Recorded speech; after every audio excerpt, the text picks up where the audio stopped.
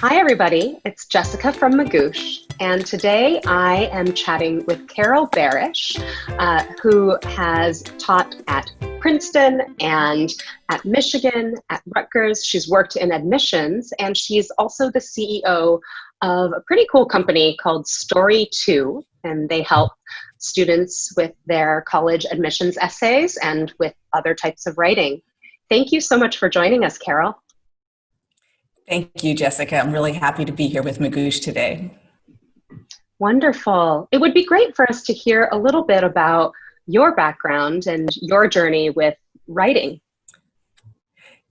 So when I was in high school, my 12th grade, my English teacher and my college counselor both told me that I couldn't write well enough to go to the colleges I wanted to go to. And I huffed out of my counselor's office and I said, well, I'm going to try anyway. And I landed at Yale, and I did have to redo the way I wrote everything. But I graduated from Yale summa cum laude, and I went on to get a PhD in English from Princeton with a full fellowship. And after publishing 3 books, I decided that I was going to stop telling people that I wasn't a good writer. And then in 2008, after teaching writing and just really redoing the way I taught writing, in 2008, I discovered the neuroscience of storytelling. And in fact, our brains have an innate, very simple, very learnable communication system. And the way we're taught to speak and write in schools just works against what our brain innately knows how to do. And so when I discovered that it was easy and that people like me, who were, both scientific and also creative, could write really easily, that I could teach people to do that all around the world. Ever since then, I've been building software and training courses to teach people how to write and speak just joyfully and comfortably and easily. Wow, that's a great story. And I'm really glad that you didn't listen to that high school teacher. If people tell you not to do things, you should always, if your heart says go, you should go. Yes, definitely. Well, obviously, college application essays are something that are on the minds of many, many students this time of year, many Magoosh students. In fact, we just did a survey of Magoosh students, and essay help was one of the top kind of pain points that high school students are dealing with right now. And we asked a little bit more and got some real questions from our students. So I'm going to actually start there. This first question, this reminds me of the younger you. So this first question is from a student that says, I've never been great at writing essays. How can I change my mindset? Yeah, so that's a great question. That is the question, right? How do you change your mindset? So I would tell you that your brain already knows how to do this. And the things that colleges want to know about you, the things that they're looking for in your essays, you have them. Those are the stories that make you who you are as a person.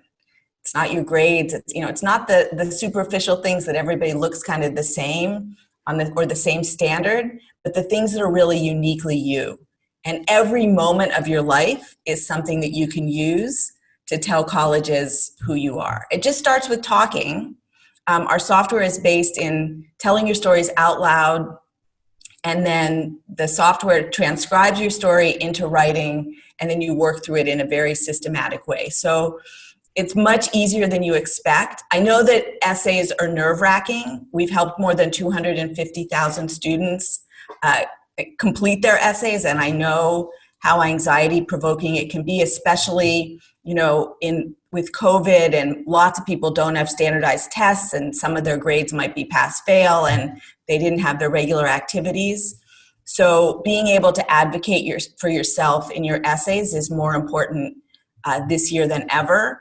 But the mindset is, I've got this. It's my life. I know it, and I can convey it to people simply and happily. Right. Students are going to know their own lives better than anyone else. No one can tell you what your own life is about. That's great. So the second question, you kind of just brought this up. So this comes from a student who says, I think the essays are going to matter even more this year. Is that true? How do I deal with the pressure of essays now being the most differentiating factor for where I get into college?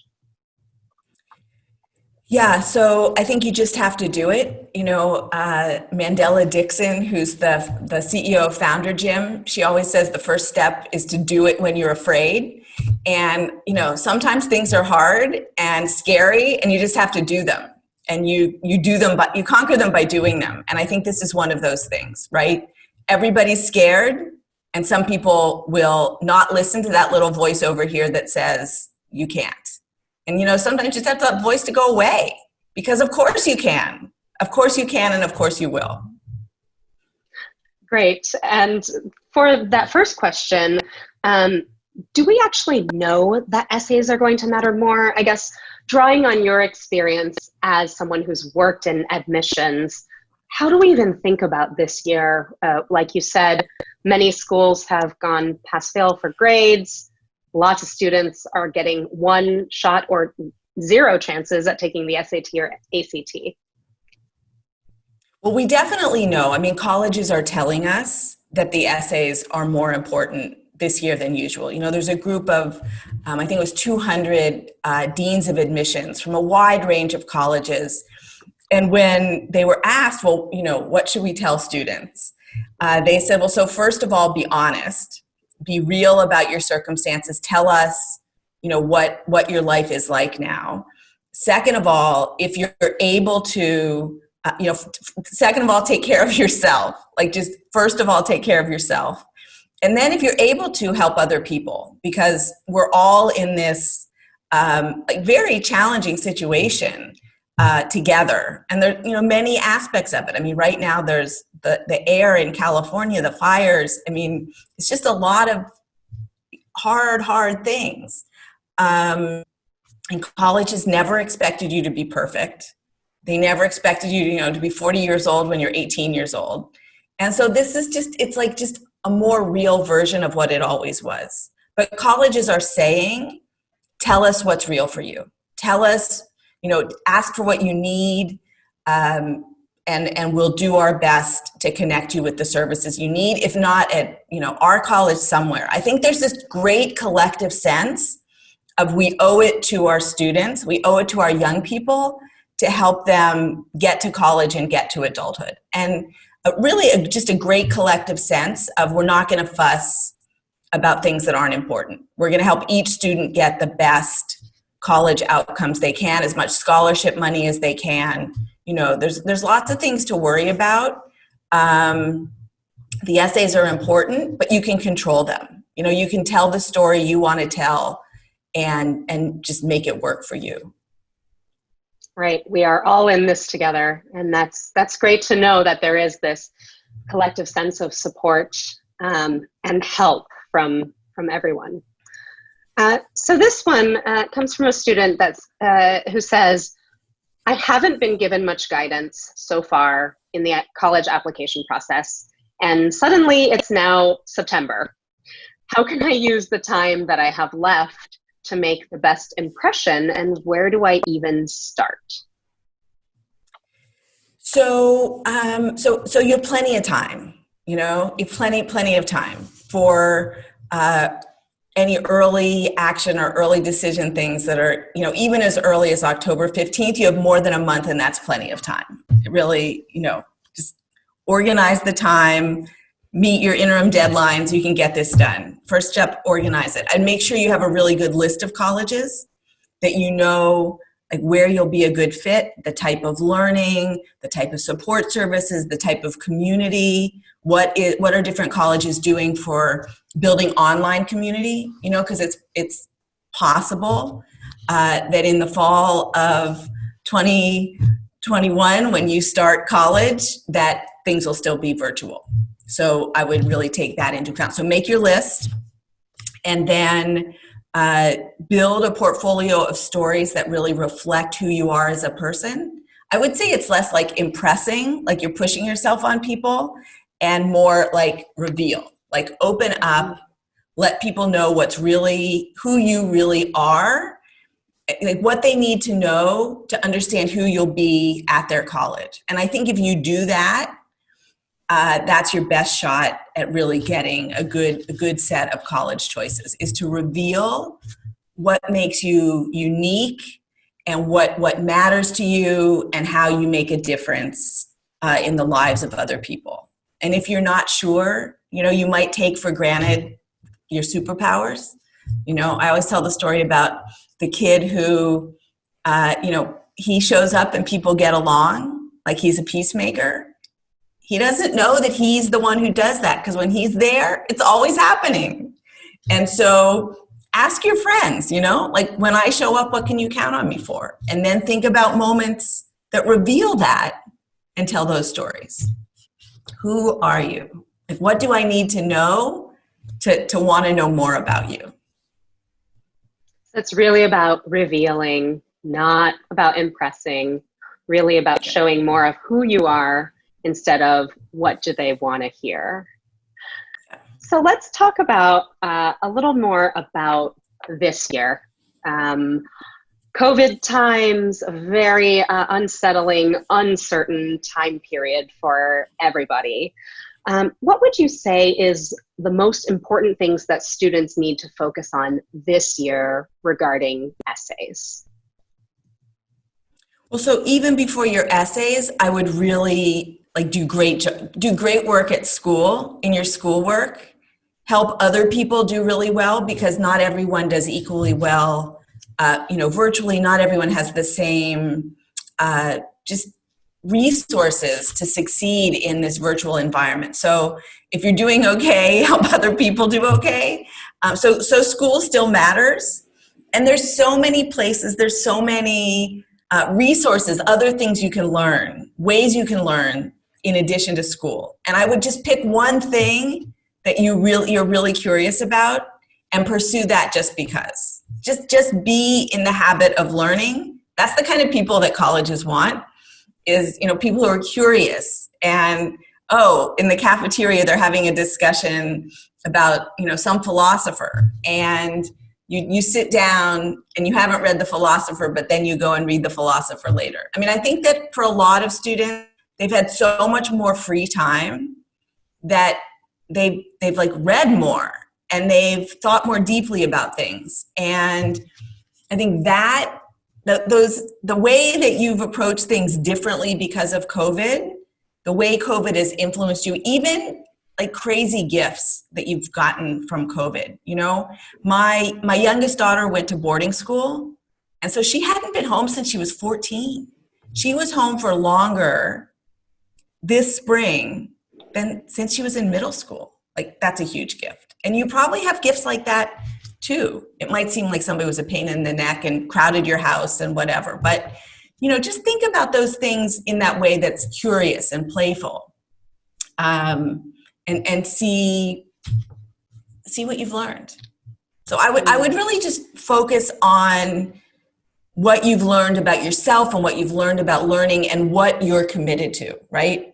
There's lots of big things in the world that we need to solve, that we need to get right for everyone, not just for a few people. And how are you going to approach that? And what does college have to do with your approach to that? I think that's the, who am I going to be in college? Who am I going to be after college? What's my purpose and what am I doing for other people that really matters? That's where I would focus. And let's just say that's Carol, that's just too much and you haven't been thinking about that. Just pause and let yourself think about it. If you can do anything, and you can do anything, what is it? What is it? What's your gift that you have to give to other people? Explore that. I would start there. It sounds like a lot of reflection is in order. So thinking about really this crazy time that started in March and has not ended yet. It hasn't ended. It hasn't ended. And reflection, Jessica, is, one of the things that admissions officers say they really value in essays is that sense of reflection. One of the things about storytelling storytelling teaches a number of social, emotional skills. One of them is reflection. Another one is metacognition, watching yourself, like thinking about thinking, watching your thoughts.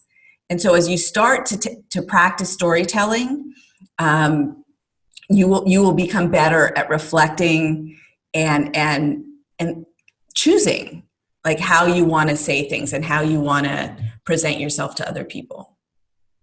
That's really interesting. I think often we think about storytelling and essays as, you know, me to you or me to the reader, to someone else, but it sounds like there's a lot of work just, you know, with yourself, a conversation with yourself. Yeah, people who write every day, they live longer than other people, and they suffer less depression and less dementia. And so why is that? What's this, you know, good thing that comes from writing, from daily writing?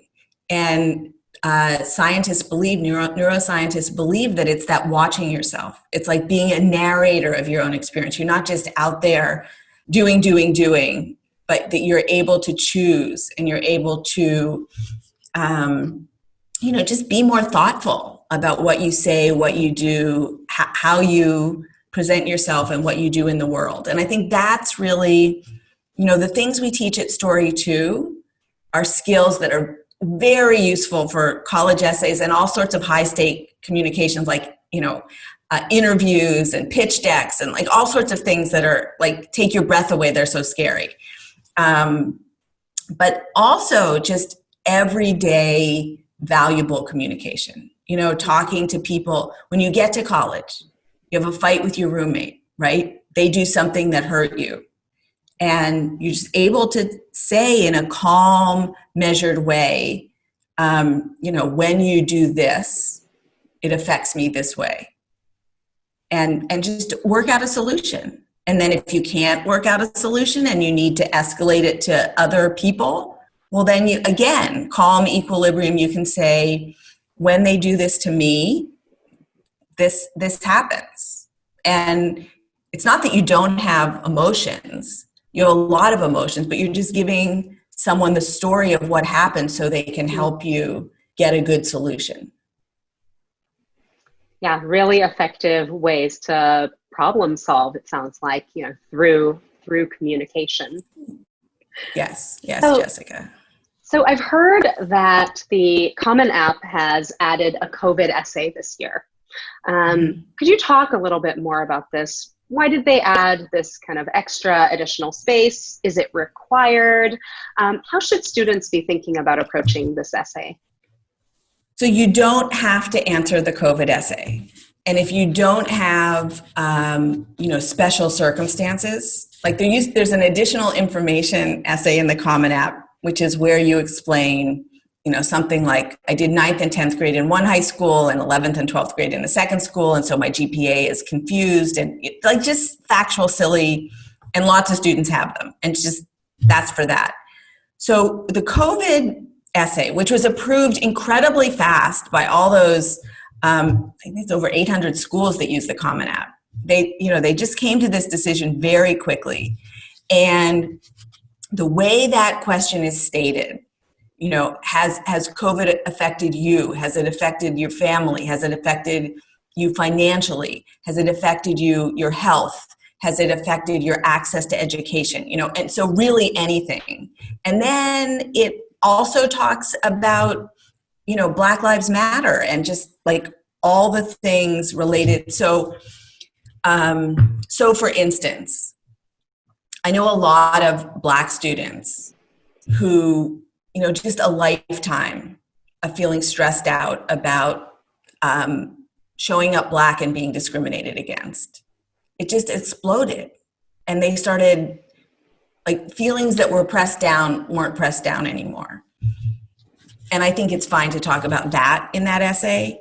If you've had health issues, anyone in your family's had health issues, financial changes that might not be reflected in a, you know, my father lost his job, my mom lost her job, my mother's caring for her mother who's sick, you know, just whatever it is, I would say matter of fact. No, like I saw the light and all of a sudden I understand everything in the universe. Just really simple and factual. What do we need? You know, admissions, I'm not an admissions person anymore, but what do we need to understand like who you are as a person right now? And, you know, I would just matter of fact. And if you are privileged enough that you've been sort of magically unscathed, right? I just like not answer it. Just leave it go. Because it's really for people who have been challenged, maybe even suffered. And if that's not you, just like let it be. Be grateful. Just like thank the universe and help other people. Great. So optional essay sounds like very matter of fact, share what has happened to you if it has been significant. Yep. So we have a lot of students who are based in California and a lot of students who are applying to the UC system. And the UC system has these California personal insight questions. How would you think about these in relation to COVID? So that's a great question. I think there's first is like, how do you take on the the UC personal insight questions, first of all, and then in this moment. So 4 essays, they actually don't like to call them essays, 4 responses, 350 words each. Think about those 4 mini responses as together telling a story about who you are. And so what I urge students to do is like make a list of the experiences that have shaped you. And one of them may have been, you know, coming to the United States and speaking no English when you were 7 years old. One of them may have been, you know, being president of your high school in 10th grade. One of them may have been having a younger sibling who's on the autism spectrum and helping them to learn. Like we all have these things that are unique to us. So the first thing is just make the list. And within each of those, just like find moments that take those things like off your resume and off a list and kind of bring them to life. Like I remember a student who wrote about his younger brother who had autism. And he talked about his brother sitting on his lap and holding onto his hands as he typed. And then eventually his brother typed. And that was the whole essay. And you knew everything you need to know about that young man. Yes, he wanted to become a doctor. And yes, he had, you know, played lacrosse. But what you really needed to know about him was that relationship and that love. And we all have those moments. We might rush past them, but they're there. And I think those are the things you want to find. It's the experiences that have shaped you. And then the moments that show how you've grown from those experiences. And then for California, which is really an opportunity, is pick 4 from kind of different aspects of your life so that they get a really, comprehensive, holistic view of who you are. I think it's fine to talk about failure. You know, this is not a recapitulation of accomplishments. It's really, you know, again, your character, what can I count on you for? And, if you have a significant mistake or failure or something you've learned from, it's okay to talk about that. That's a bold thing. That's a bold place to go, and it's fine.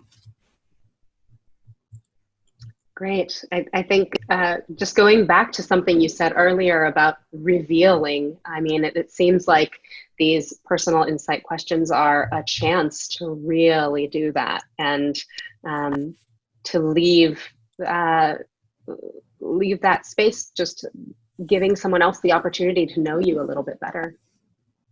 Yeah. And I hadn't thought until you asked, Jessica, about them in relationship to COVID particularly, but I wouldn't focus more than one on COVID. You know, there are many, many other things in your life, and I would, bring up a number of them. Yeah, that's a great point.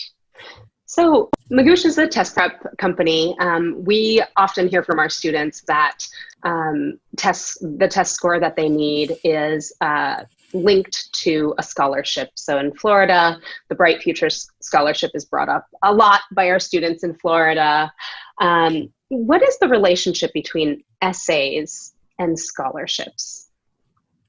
So at private colleges, there's a very close relationship between admissions essays and sometimes scholarship essays and sometimes essays for honors programs and special scholarships.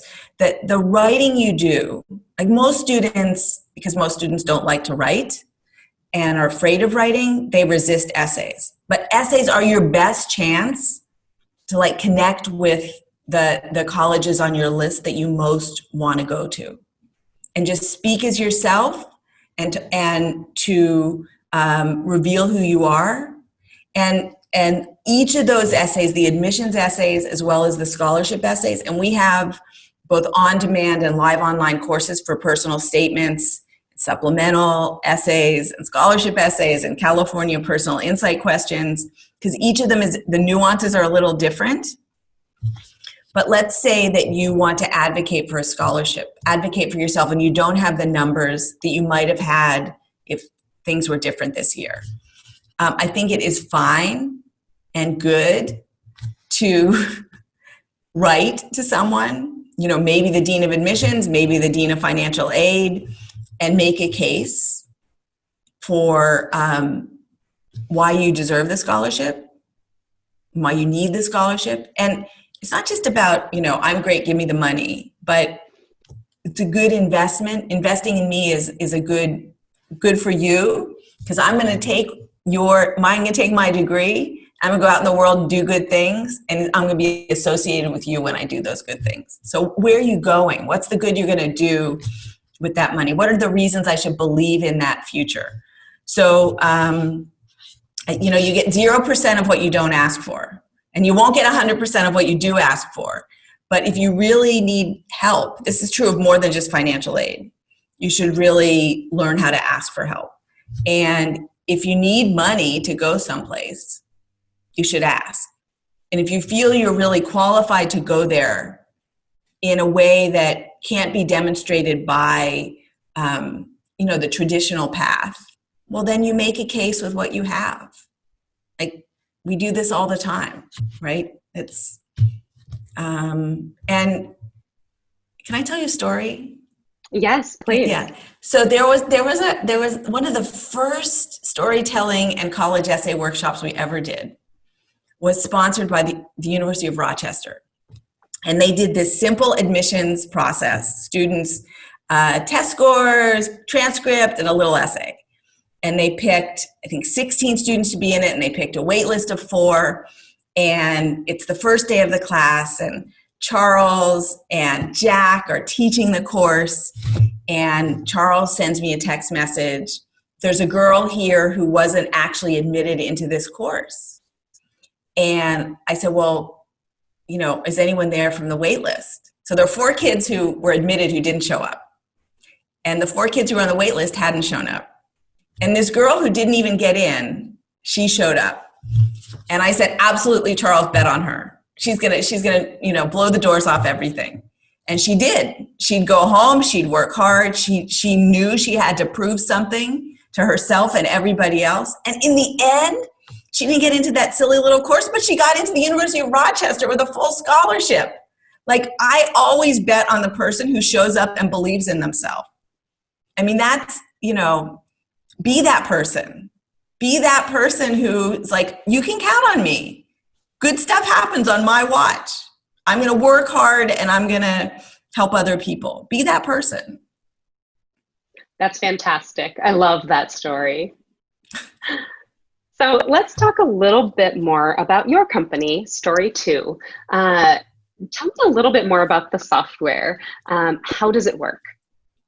So let me just first say that our mission at Story2 is very similar to the mission of Magoosh, which is to help the widest range of people really access the resources they need to advance their education and their life, their careers. So very similar to Magoosh. We have just a lot of free resources so that everyone can participate and everyone can learn.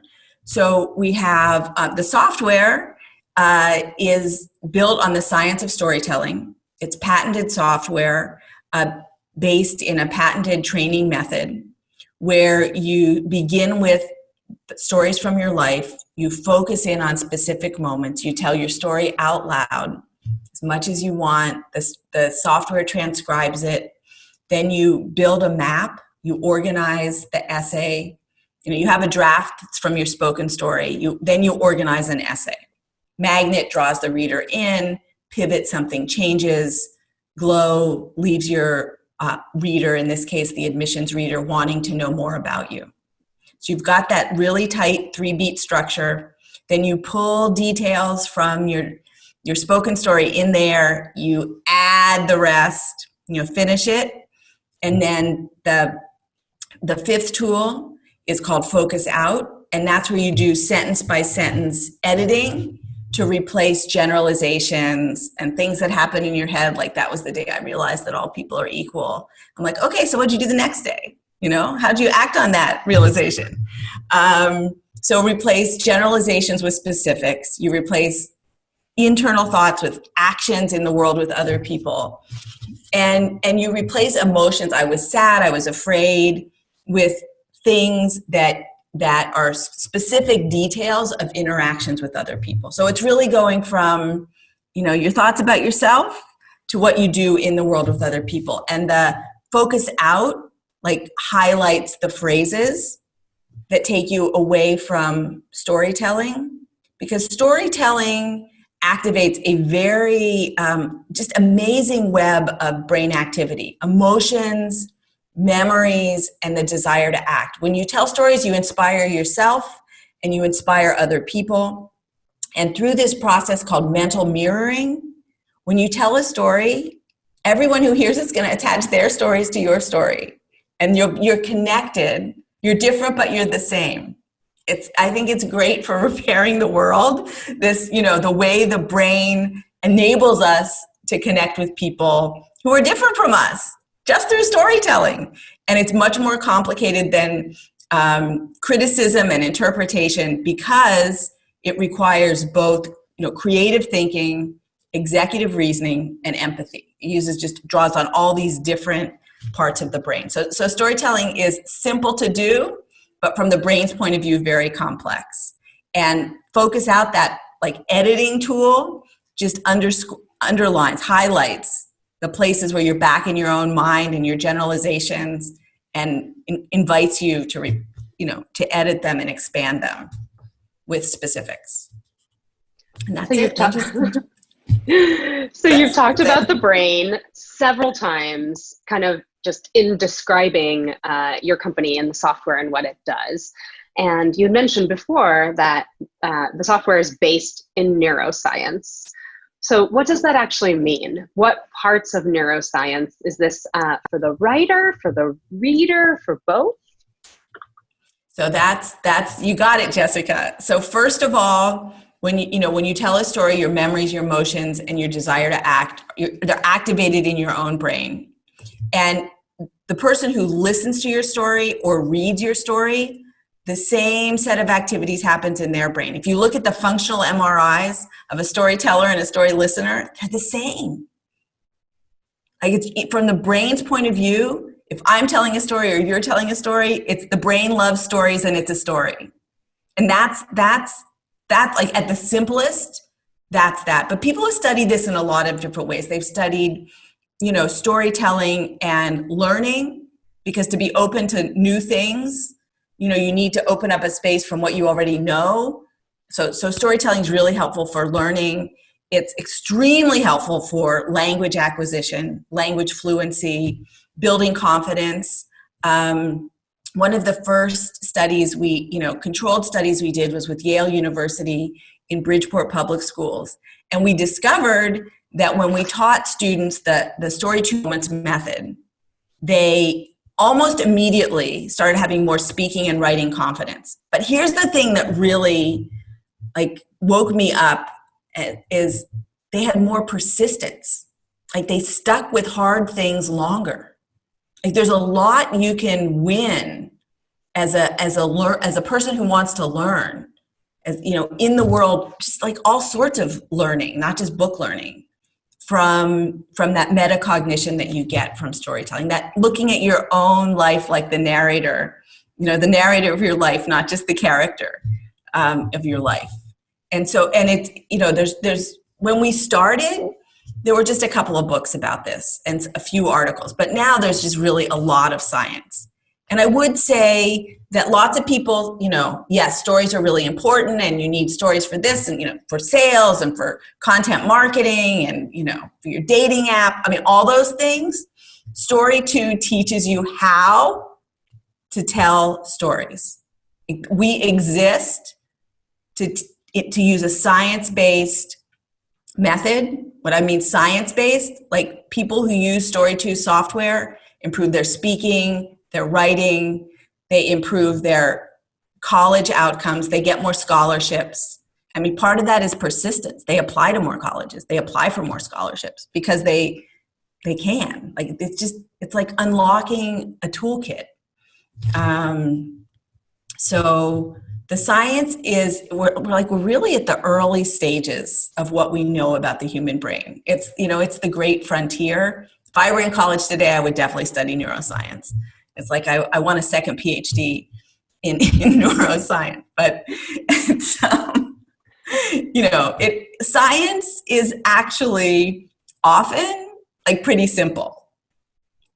Once we figure it out, and that, you know, this mirroring between a person who tells a story and a person who listens to or reads a story is very powerful stuff.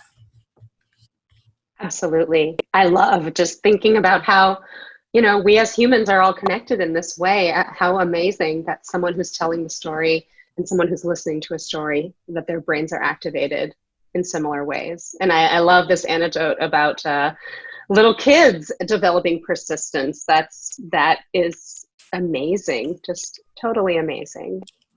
Yeah, it's pretty cool.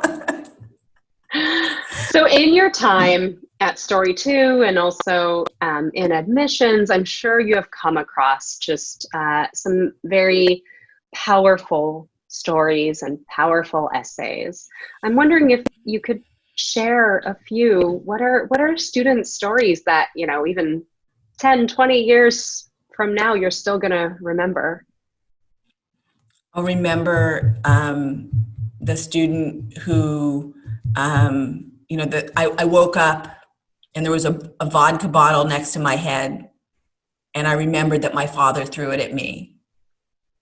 I mean, that's one. And she wasn't sure it was okay to write about that. Her mother was really not sure it was okay to write about that. And that was one.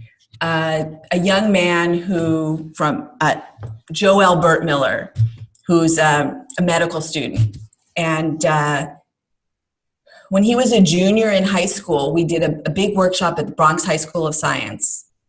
And he walked up to me afterwards, like the whole thing's over. I'm like walking out, he walks up, he says, I wrote a draft of my essay. I know I can do a better job. Can you help me? I took it home and I read it and I called him and I said, like, this is a fine essay. This is like, you know, send it in. He said, no.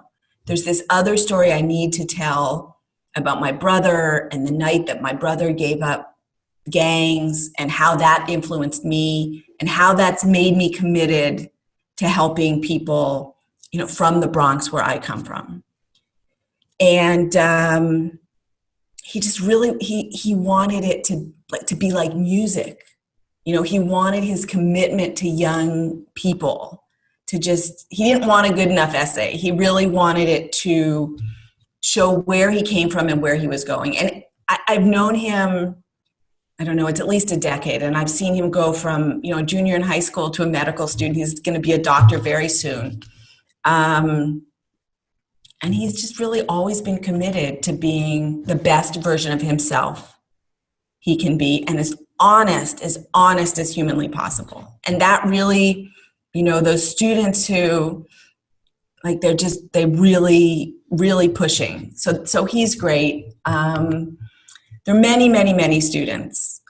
Sarah, who wrote this essay about her Italian grandmother, her grandmother's farm, and then making this Italian dinner for her friends. And she got a letter from, the dean of admissions at Smith saying how great her essay was. But it wasn't the essay, it was the process of figuring out that she wanted to go to Smith, not to bigger places, because she wanted to run. Like, she still wanted to run, and she couldn't run at those bigger places. And then she thought she was going to major in biology, but she ended up majoring in computer science. And she, like, the summer, I think after sophomore year, she had an internship in New York doing data science. And she's just become this very, very successful product manager for a big data company. And I knew the moment I met her, she had one, like, feathery earring, and then the other ear had 3 earrings. She just had this, like, sense of personality, and it really came through in her essay. Her Italian grandmother and her friends in New York, super simple. All she was doing was making Italian food. But it had her sense of precision, like, and even in, like, science, it was almost like food science, but also like poetry.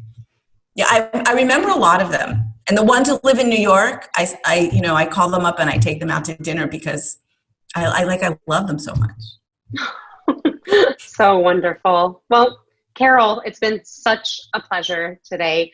Thank you for sharing some of your wisdom and your learnings with all of our students. I hope that our students can go and check out Story2's free resources. We'll be linking to them in the description. Just thank you so much.